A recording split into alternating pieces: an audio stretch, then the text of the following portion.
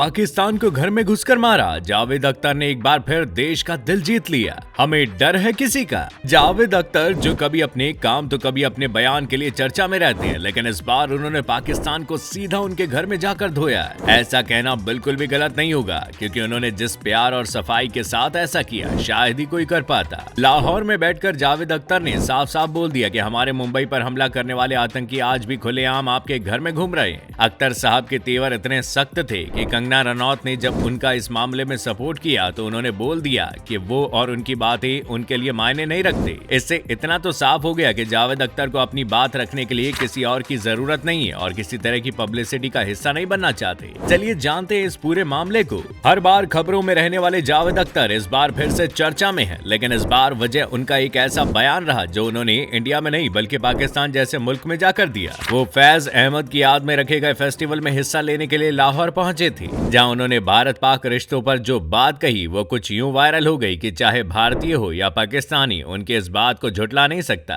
जावेद अख्तर ने खुले दिल और उसमें बैठे दर्द के साथ 26/11 हमले के बारे में कहा। जावेद साहब ने बोल दिया कि हम तो बंबई के लोग हैं, हमने देखा हमारे शहर पर कैसे हमला हुआ था। वो लोग आतंकी नॉर्वे से तो नहीं आए थे, ना इजिप्ट से आए थे, वो लोग अभी भी आपके मुल्क में घूम रहे हैं। तो ये शिकायत अगर हर हिंदुस्तानी के दिल में है तो आपको बुरा नहीं मानना चाहिए। उन्होंने ये भी कहा कि लाहौर और अमृतसर के जो सेंटर हैं उनके बीच सिर्फ 30 किलोमीटर का डिस्टेंस है। पता नहीं कितने लोग ये बात जानते हैं। उसके बावजूद इन दोनों शहरों और दोनों मुल्क में एक दूसरे के बारे में जो ला इल्मी है वो हैरत अंगेज है। ये तो अफसोस की बात है। इस तरह के जो कल्चरल एक्सचेंज होने चाहिए थे या स्टूडेंट एक्सचेंज होने चाहिए थे वो नहीं हुए। मजेदार मौका तब हुआ जब पाकिस्तान में हो रहे इस कार्यक्रम में बैठे किसी ऑडियंस ने जावेद अख्तर से कहा कि आप जब अब अपने मुल्क जाना तो उनसे कहना कि पाकिस्तान के लोग सिर्फ बम नहीं गिराते बल्कि वो अपने मेहमानों का फूलों और मालाओं से वेलकम भी करते हैं। वे अच्छे लोग हैं। जिस पर अख्तर साहब का जवाब दिल जीत लेता है और वो कहते हैं कि यहाँ मैं तकल्लुफ से काम नहीं लूंगा। हमने तो नुसरत के बड़े बड़े फंक्शन किए, मेहदी हसन के बड़े बड़े फंक्शन किए, लेकिन आपके मुल्क में तो लता मंगेशकर का कोई फंक्शन नहीं हुआ। ये जवाब सुनते ही भीड़ में तालियां बज गई और गौर करने वाली बात है ये नजारा पाकिस्तान का है। जावेद अख्तर का हर हिंदुस्तानी के मन में बैठे गुस्से को